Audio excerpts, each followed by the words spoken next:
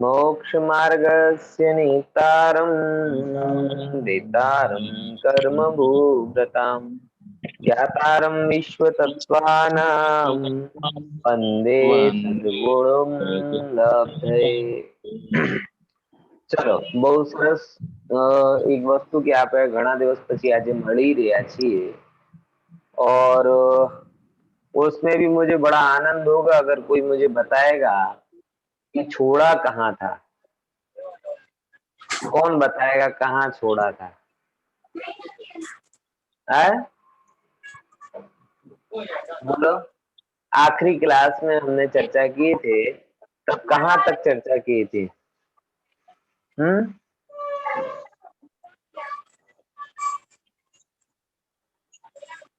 हाँ, चलो चलो, बहुत बढ़िया। अपेक्षा अनुसार उत्तर आया। हाँ।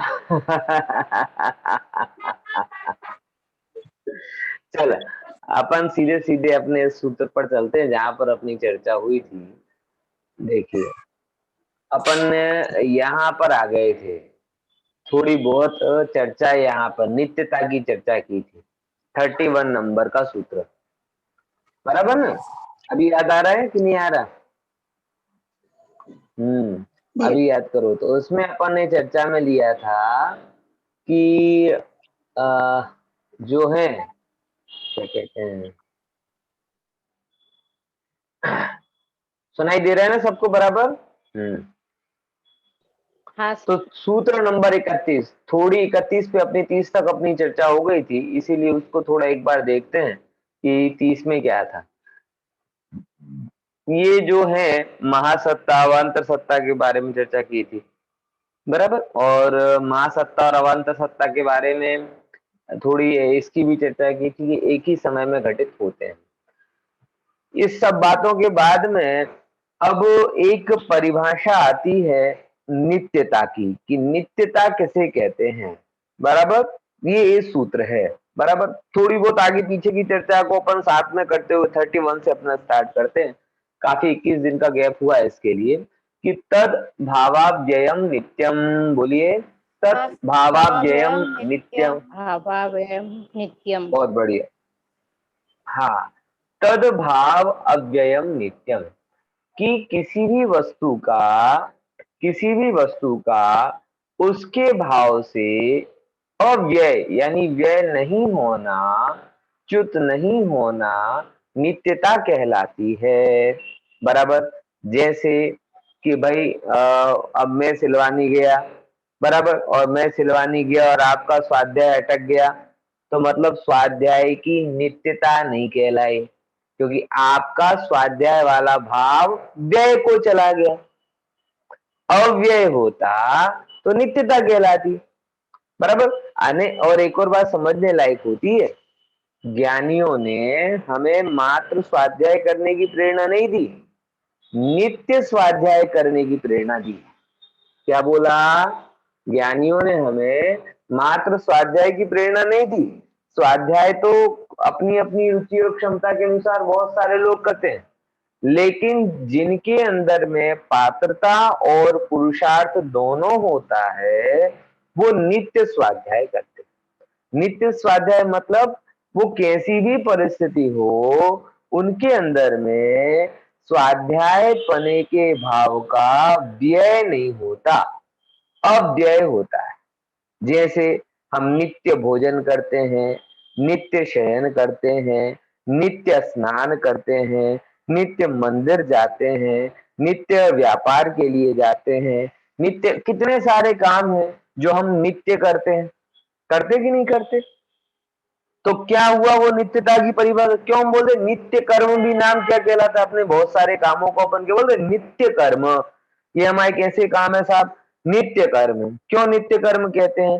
क्योंकि कैसी भी परिस्थिति हो जाए, हम अपने उन कामों को नियम से करते ही हैं। अब मेरा खाना, नहाना, सोना, बराबर, ये काम मैं चाहे सिलवानी में रहूं तो भी करूंगा, अहमदाबाद में रहूं तो भी करूंगा, ये भारत में ना जाके विदेश में चला जाऊं तो भी करूंगा। मतलब हर रूप में ये मेरे कैसे कार्य कहलाएंगे? नित्य रहने वाले कार्य कहलाते हैं। और नित्य रहने वाले कार्य कहलाते हैं, इसलिए हम क्या बोलते हैं उसे? अव्यय यानी नित्य कर्म कहलाते हैं, बराबर। इसीलिए सब बातों को मैं, ये तो उसका आध्यात्मिक रूप रहा, समझाने लायक बात इतनी है कि धर्म और धर्माराधना के जो भी कार्य हैं वो प्रासंगिक नहीं होने चाहिए, नित्य होने चाहिए। प्रासंगिक कार्यों से आपको क्षणिक लाभ तो होगा, लेकिन वास्तविक लाभ तो आपको उन कार्यों को नित्य करने से होगा। पॉइंट समझ में आया कि नहीं है? और उसी की नित्यता की परिभाषा क्या है? तद्भाव अव्ययम, कि उन कार्यों को करते हुए अव्यय मतलब ना छूटे। ना छूटे तो क्या कहलाएगी? नित्यता कहलाती है। बराबर समझ में आया? ख्याल में आया कि नहीं आया? तो यही है। अब ये तो हुई व्यवहारिक बात। थोड़ी और गहराई में अगर पढ़ेंगे तो आपको ख्याल में आएगा कि यहाँ पर जो बात कही जा रही है वह बात इस नैतिक अर्थ में नहीं कही जा रही, क्योंकि यहाँ पे तो सैद्धांतिक अर्थ में उस बात को कहा जा रहा है। सैद्धांतिक अर्थ का क्या तात्पर्य है कि ऐसी चीजें जो हर परिस्थिति में वस्तु के साथ हो। ये तो मैंने जो बात आपको कही थोड़ी नैतिक रूप में कही थी कि भाई ऐसे करना चाहिए, ऐसे करना चाहिए, बराबर। ये नैतिक एस्पेक्ट था, लेकिन यहाँ ये एस्पेक्ट नहीं लिया। यहाँ आचार्य हमारे लिए वास्तविक एस्पेक्ट लिए जा रहे कि हमारे अंदर में कुछ चीजें ऐसी हैं जो निरंतर रहती हैं और कुछ चीजें ऐसी हैं जो बदलती रहती हैं। यानी चल संपत्ति और अचल संपत्ति, बराबर। ये चल और अचल संपत्ति केवल बाहर ही नहीं होती, चल और अचल संपत्ति आपके अंदर भी होती है, आपकी भी होती है। आपके अंदर में भी कुछ गुणधर्म ऐसे हैं जो जो कि अचलायमान है, और कुछ चीजें ऐसी हैं जो चलायमान है। क्या मतलब हुआ? कहने का तात्पर्य कि आत्मा का द्रव्य स्वभाव, आत्मा के गुण ये अचल है, नित्य है। किसी भी परिस्थिति में ये आत्मा को छोड़ के नहीं जाते। छोड़ के नहीं जाते मतलब अचल कहलाते। और कुछ चीजें ऐसी हैं कि जिनका स्वरूप ही ऐसा है कि वो छोड़ के जाती हैं, तो वो क्या कहलाती हैं? चल, यानी चलायमान चीजें। तो चल स्वभाव और अचल स्वभाव, ये दो प्रकार के स्वभाव होते हैं। तो नित्य जो होता है वो अचल स्वभाव है, और अनित्य जो पर्याय होती है वो चल स्वभाव होती है। ठीक है ना? समझ में आया? द्रव्य गुण पर्याय में मुझे उत्तर देना आप लोग। द्रव्य गुण पर्याय में कौन चल है और कौन अचल है? बताओ।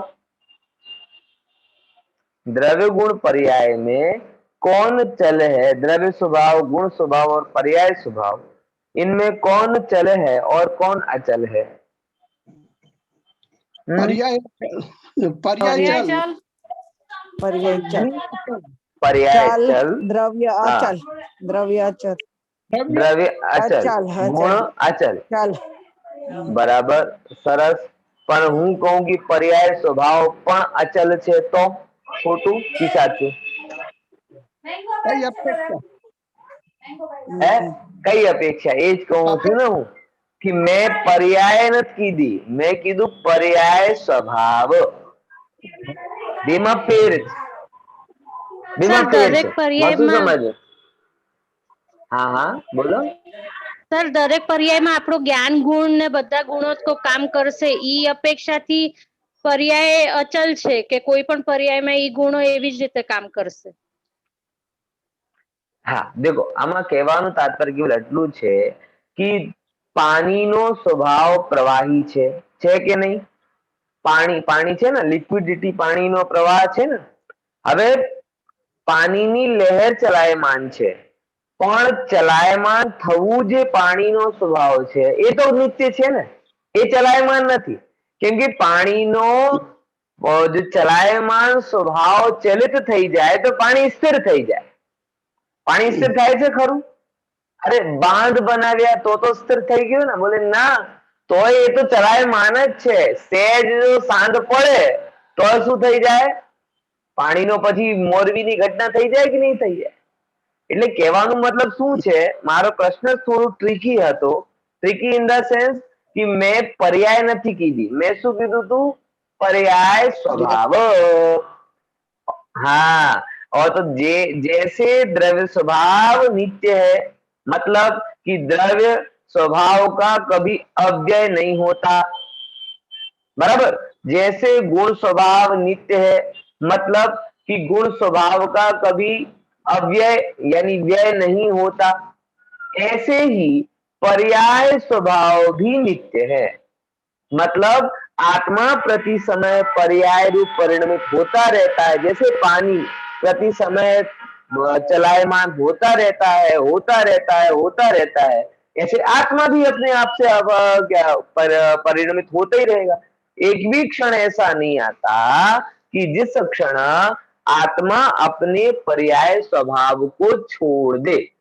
इसीलिए मैंने कहा था द्रव्य स्वभाव भी नित्य है, पर्याय स्वभाव भी नित्य है, गुण स्वभाव भी नित्य है। जो जो स्वभाव है वो अचल है।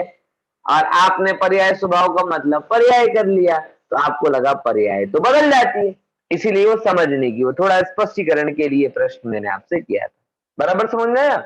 तो अचलता की परिभाषा क्लियर हो गई ना, कि जो चीज अपने स्वभाव से छूटे नहीं वो अचलता कहलाती है। उसके स्वभाव से च्युत ना होना, नित्य रहना, वही क्या है?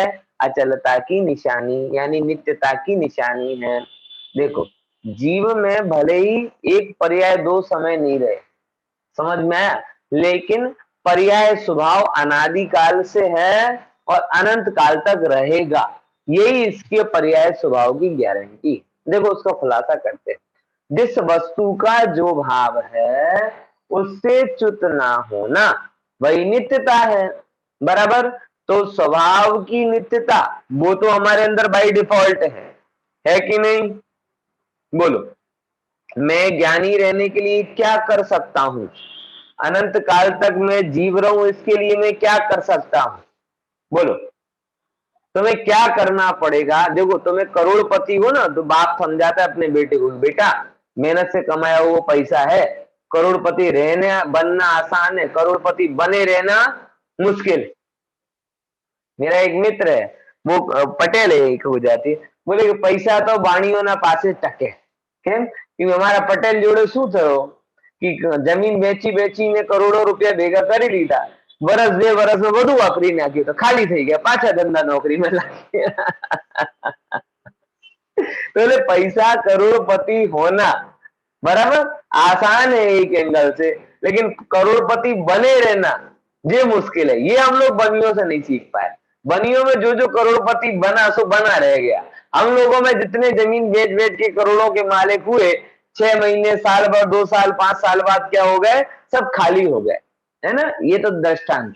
सिद्धांत क्या बताना चाहता हूं कि चलो करोड़पति बनने के लिए हमको बड़ी मेहनत करनी पड़ती है, करोड़पति बने रहने के लिए हमें उससे और ज्यादा मेहनत करनी पड़ती है। लेकिन मैं आपसे एक प्रश्न करूं कि आपको जीव बने रहने के लिए कितनी मेहनत की जरूरत है? आपको ज्ञान गुण से सहित ज्ञानी बने रहने के लिए कितनी मेहनत की जरूरत है? आपको अपने परिणमन स्वभाव मेरी पर्याय परिणमित होती रहे, परिणमित होती रहे, इसके लिए क्या मेहनत करने की जरूरत है? इन तीनों चीजों में कोई मेहनत करने की जरूरत है क्या? है? यानी सिद्ध क्या करना चाहता हूं कि स्वाभाविक नित्यता के लिए आपको रत्ती भर प्रयास करने की जरूरत नहीं, वो आपको बाय डिफॉल्ट मिली। और सोचो कि ये आपको कितनी बड़ी उपलब्धि वस्तु ने दी है कि आपको अगर ये डर रहता है सपोज कि भाई आज तो मैं पैसे वाला हूं, कल पैसा नहीं रहेगा तो क्या रहूंगा, आज तो मैं निरोगी हूं, कल रोगी हो जाऊंगा, ये डर है। अगर आपको एक इसके साथ ये डर और हो जाता कि आज तो मैं जीव हूं, पता नहीं कल अजीब हो जाऊंगा तो क्या होऊंगा, तो आपकी क्या हालत होगी बताओ? है? आपको रत्ती मारते भी इसका डर रहता है कि आज तो जीव हूं भैया, कल का पता नहीं। आज तो ज्ञान है मेरे अंदर, कल का पता नहीं। आज तो मेरे अंदर बदलाव हो रहा है, कल का पता नहीं। ये सब जो बाय डिफॉल्ट अपने को मिला है, ये कितनी बड़ी उपलब्धि है कि नहीं है? जिसके लिए मैं रत्ती भर भी किसी से भी आपको कल्पना करके देखो कि चलो अभी हम इसकी चिंता करते हैं। मान मान लोगों का वैराग्य होता है ना कि भाई आज ये शरीर है, कल तक ये नहीं रहा तो क्या होगा। सोचो अगर उनकी चिंता ये होती कि आज तो मैं जीवूं, कल मैं रहूं ही ना रहूं तो क्या होता, सब व्यर्थ हो जाता।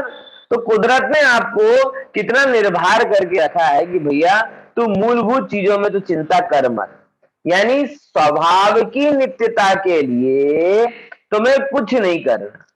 तो किसके लिए प्रयास करना है? प्रयास कुछ चीजों के लिए करना है जो बहुत जरूरी है।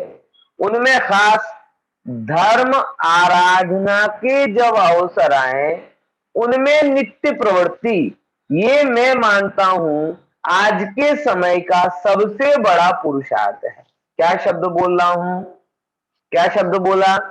धर्माराधना में नित्यता। क्या शब्द बोल रहा हूं? धर्माराधना में नित्यता। ये मैं बहुत विचार के बोल रहा हूं, क्योंकि आप देखोगे अगर अपने परिणामों को, तो आपको अपना दिखे ना कि चंचलपना या चलायमानपना स्पष्ट दिखाई देगा। होता है कि नहीं होता? आप 10 मिनट किसी व्यापारी के पास बैठो, क्या होगा? एक क्षण में आपको लगने लगेगा कि अरे यार धर्म भरम तो एक तरफ, इसके पास कितना पैसा है, मेरे पास पैसा नहीं है। वो धर्माराधना की नित्यता प्रवाह चला गया। किसी सुंदर से और जो अपने शरीर को मेंटेन करके बैठा हो, इसके पास आप 10 मिनट बैठ जाओ, बोलो क्या होगा? बताओ बहनों, 10 मिनट कोई ऐसी बहन के पास बैठ जाओ जो 50 साल की उम्र में 30 जैसी लगती हो, और कोई 40 साल की बहन उसके पास बैठे और वो बैठ ही रहे मात्र, तो कितना मन में आएगा? हाँ, जो 50 नहीं थेगी तो लागती नहीं नाम से। 10 मिनट के अंदर में क्या हो जाएगा? ठीक है, धर्म तो अपन कर ही लेंगे, थोड़ा बहुत योगा चालू करें, थोड़ा बहुत एक्सरसाइज चालू करें, थोड़ा बहुत जिम चालू करें, हो जाता कि नहीं हो जाता? 10 मिनट अगर किसी देशभक्ति की बातें सुन लो तो खून खोल उठता है कि देश के लिए कुछ करना है। बोलो समझ में आया कि नहीं आया? 10 मिनट अगर किसी विद्वान के साथ में रह जाओ तो ये भाव भी हो जाते हैं, अरे मुझे तो कुछ आता नहीं, मुझे धर्म आराधना भी करनी है। 10 मिनट किसी इंग्लिश बोलते हुए देखा तो अरे यार बताओ इतने बड़े होगा अभी तक इंग्लिश बोलना नहीं आता, उसके लिए करना है। मतलब आप देखेंगे तो आपको अपने मन की चंचलता एक सेकंड में ख्याल में आ जाएगी कि नहीं आ जाएगी? बोलो विचार करो।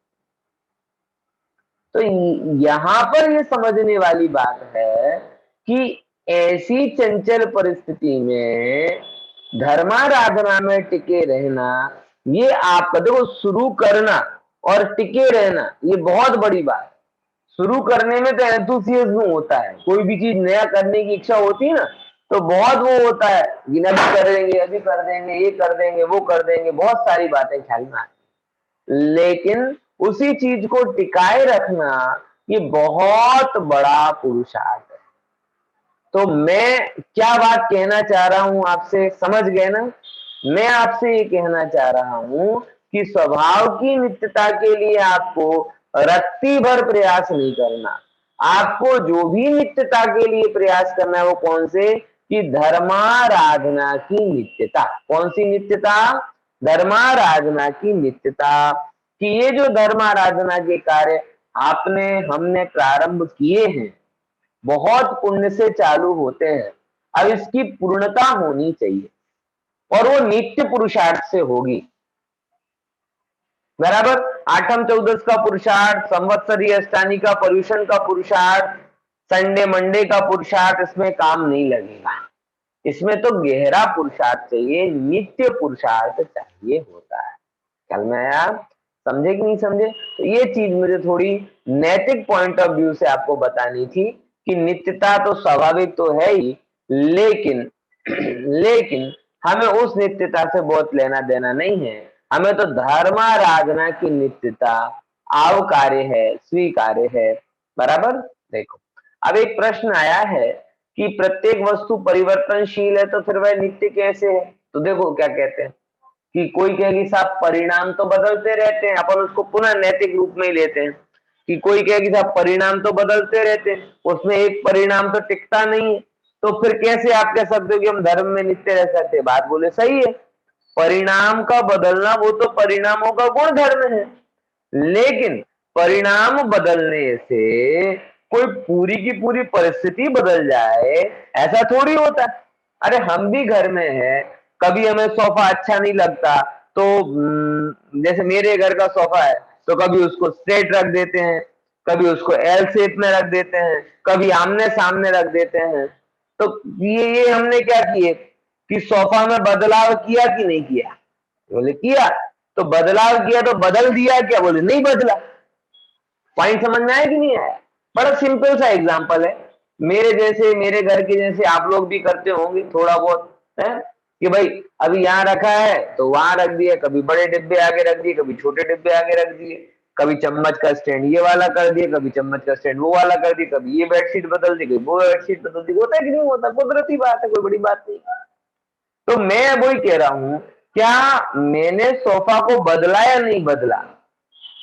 बताओ। तो बदलते हुए भी नहीं बदला, कि कुछ बदला और कुछ नहीं बदला। तो बदलना तो तब कहलाता है उसको घर से बाहर निकाल दो तो बदलाव कहलाए, लेकिन हमने ऐसा बदलाव भी नहीं किया, तो जैसा लाए थे वैसा का वैसा रखा है क्या? बोले नहीं, वैसा भी नहीं है। कभी वो एल शेप में बन जाता है, तो कभी स्ट्रेट हो जाता है, तो कभी आमने सामने हो जाता है, कभी 3x3 हो जाता है, कभी 3x2 हो जाता है। समझ में आया कि नहीं आया? तो ये जो हमारे अंदर में एक चीज वही वस्तु में होती है कि वस्तु में एक तरफ से परिणमनशील अंश होता है और एक तरफ से नित्यता का मतलब ये नहीं है कि वस्तु कूटस्थ है, स्टैच्यू हो जाती है, अपनी जगह पे अकड़ जाती है। अकड़ने का मतलब नित्यता नहीं है। नित्यता का मतलब वो यहाँ कहते हैं कि नित्य का मतलब ये नहीं है कि जो वस्तु जिस रूप में है सदा उसी रूप में बनी रहे और उसमें कुछ भी परिणमन ना हो, ऐसा नहीं है। पत्थर के बांकड़े नहीं है वो सोफा कि वो जैसे लगाए सो लगे ही रहे, उनमें परिणमन होता है, लेकिन उसके बावजूद भी एक रूपता बनी रहती है। उसको ही यहाँ नित्यता के रूप में कहा जा रहा है। देखो, तदभाव का व्यय नहीं होना नित्य है तो द्रव्य कूटस्थ हो जाएगा। क्या बोला? तदभाव का व्यय नहीं होना नित्य है तो द्रव्य कूटस्थ हो जाएगा। तदभाव का अगर आप नित्य मतलब कहने का तात्पर्य है कि तदभाव का मतलब क्या रहा कि जो वस्तु जैसी है उसका वो भाव, अगर वो जो वस्तु जैसी उसका उस भाव का व्यय नहीं माने तो द्रव्य तो कूटस्थ हो जाएगा। कूटस्थ मतलब जैसा है वैसा ही रह जाएगा, चेंज नहीं होगा। तो क्या कहते हैं, सर्वथा नित्य होने पर कूटस्थ होने का प्रसंग आता है, कथनचित नित्य होने पर सर्वथा कूटस्थ का प्रसंग नहीं आता। मतलब स्टैच्यू जैसे होने का नाम वो नित्यता नहीं है। बराबर। नित्यता का मतलब क्या है कि स्टैच्यू हो गए इसका ही नहीं है, वो अपने रूप में भी रहती, परमानेंसी विथ चेंज। एक सिंपल सा फॉर्मूला जैन का है कि नित्यता बदलाव के साथ में, ये जैन धर्म का मूल सिद्धांत है। जगत में अलग अलग धर्म है, जो एक कहता है नित्य ही है और एक धर्म ऐसा है जो कहता है अनित्य ही है। और ये धर्म केवल जैसे जैन दर्शन में अगर कहा जाए तो भारतीय दर्शनों में वेदांती कहते हैं कि वस्तु नित्य ही है और बौद्ध कहते हैं कि वस्तु अनित्य ही है। अच्छा, केवल ये मुद्दा जैनों में ही और बौद्धों में ही, भारतीय दर्शनों में विवाद का रहा है ना? ऐसा नहीं है, पाश्चात्य दर्शनों ने भी इस पे बहुत विवाद किया है। दो जूनो है और दो पाश्चात्य दार्शनिक है, उन लोगों ने भी बहुत स्पष्ट किया। एक पाश्चात्य दर्शन का एक बहुत प्रसिद्ध एग्जाम्पल है, मूविंग एरो इज मूविंग और moving arrow is not moving. क्या समझे? है कोई कोई तीर किसी ने चलाया तो वो चलाया ऐसे तीर चलाया, बराबर ना? तो मूविंग एरो इज मूविंग या moving arrow is not moving. तो उसमें हेराक्लिटस नाम का जो कहता है वो कहता है मूविंग एरो इज मूविंग, वो चला जा रहा है, पहले यहां था फिर यहां था फिर यहां था फिर यहां था फिर यहां था, ऐसा हो रहा है। तो कहता है वस्तु अनित्य अनित्य अनित्य अनित्य। और वहीं पे जूनो जैसे जो दार्शनिक होते हैं वो कहते हैं moving arrow is not moving. Moving कहाँ है? वो तो पहले भी ऐसा था, बाद में भी ऐसा है, आगे भी ऐसा रहेगा। बात समझ आई? अब सब लोग लड़ रहे हैं और जैन धर्म बड़े ठप्पे से बैठा है। भैया उनसे पूछो कि मूविंग एरो इज मूविंग और नॉट मूविंग, तो कहता है शायद मूविंग और शायद नॉट मूविंग। है क्या समझे? कथनचित, कथनचित मूव हो रहा है, कथनचित मूव नहीं हो रहा। आप ये बताओ कि आपके मूव का मतलब क्या है? मूविंग का मतलब उसके अंदर में बदलाव नहीं हो रहा, बदलाव हो रहा है तो एग्री, वो उसके अंदर बदलाव हो रहे हैं। लेकिन मूविंग का मतलब ये मत समझ लेना कि वो बदल गया। वो एरो एरो ही था, वो धनुष नहीं हुआ, वो हाथ नहीं हुआ, वो व्यक्ति रूप बदलाव नहीं हुआ उसका। तो ये जो बात कहता है जैन धर्म, ये किस पॉइंट ऑफ व्यू से कहता है? एक तो स्यादवाद है, अनेकांतवाद है। अब मुझे समझ में नहीं आता, ये दुनिया के इतने बड़े बड़े दार्शनिक हैं, सिंपली इस बात को क्यों नहीं समझ पाते कि अनंत धर्मात्मक वस्तु नित्य भी है और अनित्य भी है। अब फिर कोई कहे कि साहब समझाने का तरीका क्या? तो अगला सूत्र बताते हैं 32 नंबर का, अर्पिता अनर्पित सिद्धे है। बोलो, अर्पिता अनर्पित सिद्धे है, सिद्धे अर्पिता अनर्पित सिद्धे है। देखो, अर्पित अनर्पित सिद्धे, अर्पित मतलब मुख्य और अनर्पित मतलब गौण, बराबर। किस चीज के एंगल से कह रहे हैं कि मुख्यता और गौणता के हिसाब से ये दो विरोधी धर्म एक वस्तु में सिद्ध हो जाते हैं। कौन से पॉइंट ऑफ व्यू से? मुख्यता और गौणता के हिसाब से। मतलब क्या रहा कि भाई आप एक चीज को, जब आप मूविंग एरो, जब आप उस एरो का क्षेत्रांतर पना देखते हैं, क्या देखा आपने? एरो, एरो का क्या देखा आपने? क्षेत्र से क्षेत्रांतर की। पहले धनुष चलाने वाले के हाथ में था, फिर यहाँ आया, फिर यहाँ आया, फिर यहाँ आया और फिर जाके लगा। तो आप उसका क्या परिणमन देख रहे हैं? क्षेत्र से क्षेत्रांतर रूप परिणमन देख रहे हैं। यानी क्षेत्र से क्षेत्रांतर रूप परिणमन देखने में आपने उसकी गति को मुख्य किया, और गति को मुख्य किया तो क्या हो गई? अनित्यता मुख्य हो गई। तो कोई हमसे पूछे कि भाई तुम नित्य हो गया, नित्य, बोले अनित्य है। एरो कैसा है? एक अपेक्षा से अनित्य है। क्यों? क्योंकि हमने क्षेत्रांतर पना देखा। दूसरा क्या? अरे भैया तीर तो तीर ही है ना, बोले हाँ, इस अपेक्षा से नित्य है। जब आप उसके स्वाभाविक गुणधर्म को देखेंगे तो नित्य हो जाता है, जब आप उसके क्षेत्रांतर रूप गुणधर्मों को देखेंगे तो अनित्य हो जाता है। ऐसा ये वस्तु का स्वरूप है। तो ये दो चीजें हैं, ये कैसे घटित होती हैं? बोले मुख्यता और गौणता की अपेक्षा से। मुख्य मतलब अर्पित, गौण मतलब अनर्पित, ये दो धर्मों की सिद्धि होती है। देखो सारे एक बहुत अच्छी कहानी आती है, क्या कहते हैं, हरिभद्र सूरी जी, श्वेतांबर समाज के एक प्रसिद्ध संत हैं हरिभद्र सूरी जी। उनके बारे में जब एक बात आती है, बहुत विद्वान थे, बहुत विद्वान, और बहुत विद्वान थे, तो उनने जैन धर्म की बात उनने सुनी और उन्हें जैन धर्म की बात बड़ी अच्छी लगी। अब अच्छी लगी तो उन्होंने जैन धर्म में दीक्षा ले ली। अब दीक्षा लेने के बाद में वो अपने गुरु से सीखते, पूछते हैं कि मुझे जैन धर्म को सीखने में कितना टाइम लगेगा, जैन धर्म सीखने में मुझे कितना टाइम लगेगा। तो पता उनके गुरु ने क्या उत्तर दिया है? बड़ा गजब उत्तर दिया। उनके गुरु ने उत्तर दिया, अंतर्मुहूर्त। कितना? एक चुटकी में सीख जाओगे, एक थोड़ी सी देर में सीखे। बोले अरे साहब इतने सारे शास्त्र हैं, आप कह रहे अंतर्मुहूर्त में सीख जाओगे, कैसे पॉसिबल होगा? बोले जो जो तुम्हें आता है उसमें से सर्वथा शब्द निकालकर कथनचित शब्द ऐड कर दो, तुम जैन बन गए। क्या बोला? फिर से सिंपल उत्तर है ना। तुम वेदांत पढ़ के आए हो, तुम ये कहते हो कि वस्तु नित्य ही है, तुम्हारा ज्ञान गलत नहीं है, तुम्हारी अपेक्षा गलत है। तुम वहां पे इतनी अपेक्षा लगा दो, बस तुम्हारा ज्ञान सही हो जाएगा। वस्तु स्वभाव की अपेक्षा नित्य ही है, ज्ञान सही है, ज्ञान कहाँ गलत हुआ? फिर बोले तुमने क्या पढ़ा कि वस्तु अनित्य है। बौद्ध दर्शन अगर तुमने पढ़ा हो तो क्या करोगे, वस्तु अनित्य है। तो आप केवल कुछ गलत नहीं करो, बस सिंपल क्लियर कर दो। कौन सी, कि वस्तु इस अपेक्षा से, पर्याय की अपेक्षा से अनित्य है, तो हो गया जैन। मतलब जैन धर्म में सर्व समावेशी है, सर्व समावेशी है कि जिस जिसने भी वस्तु का विचार किया हो, जिस जिसने भी पदार्थ का विचार किया हो, वो प्रत्येक व्यक्ति अगर पदार्थ के विषय में कोई बात कहता है तो जैन धर्म में शामिल हो जाती है।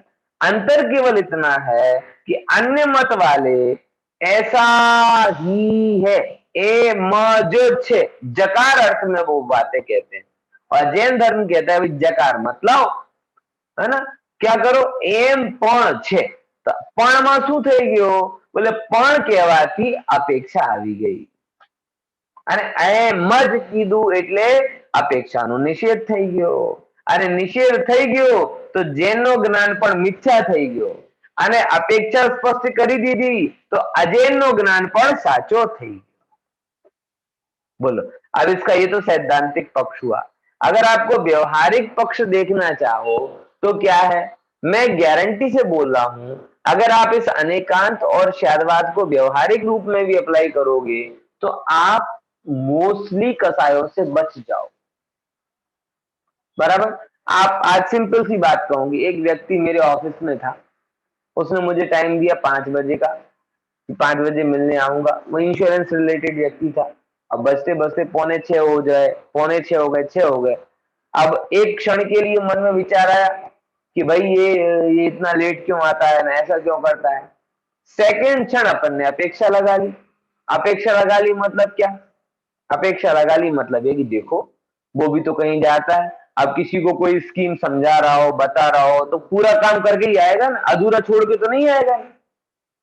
इतना सा आपने मन में विचार किया, आपने, मैंने क्या किया उस समय, मैंने अपने आप को उसकी परिस्थिति में रखा। मैंने ये विचारा कि जैसे अगर इनकेस उसकी जगह पर मैं होता और मुझे 5 बजे कहीं पहुंचना है, एग्री, लेकिन अगर मैं कहीं पर बैठ के किसी को कोई प्रोजेक्ट समझा रहा हूं, कोई बात कर रहा हूं, तो उठेगा कब व्यक्ति, ऐसा तो नहीं करेगा भाई जाना है जाना है जाना, ऐसा करके थोड़ी आएगा, अपना काम पूरा करके ही आएगा ना।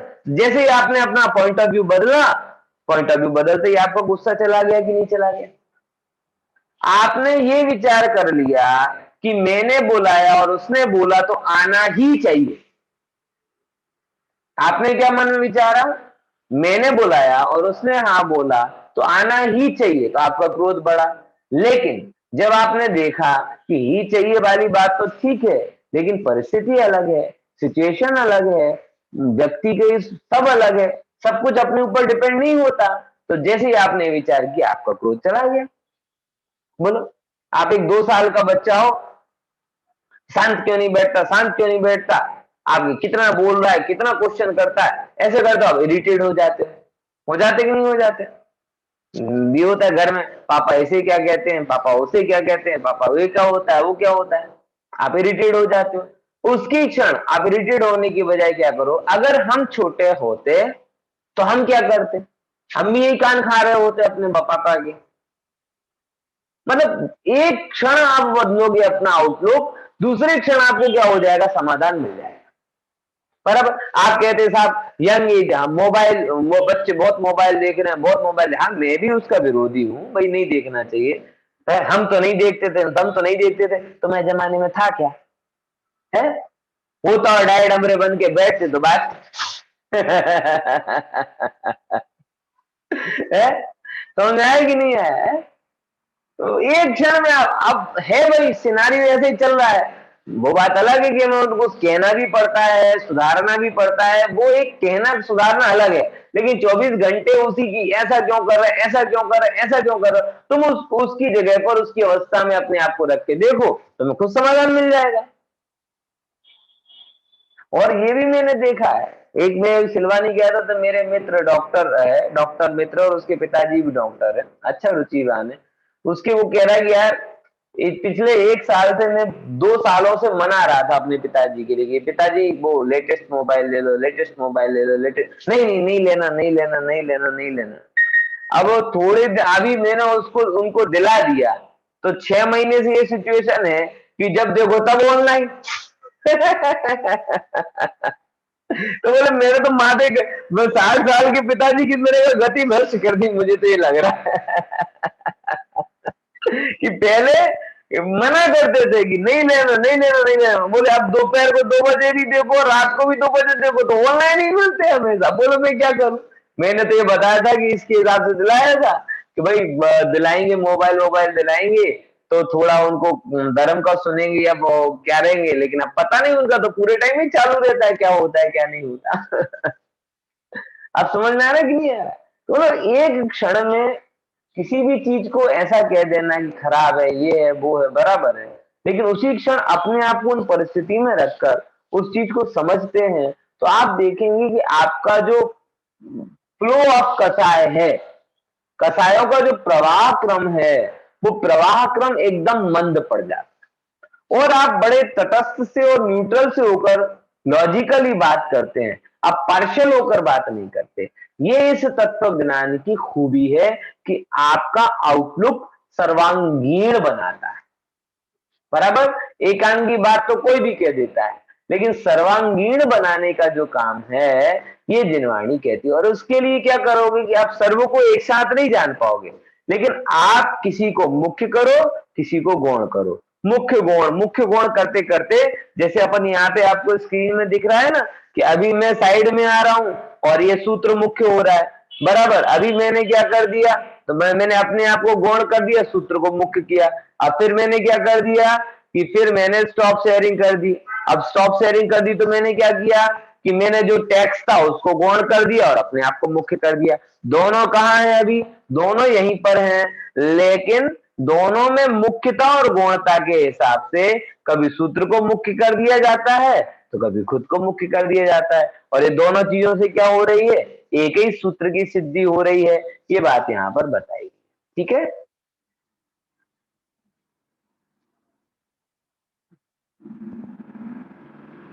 क्लास चल रही कि पूरी हो गई है?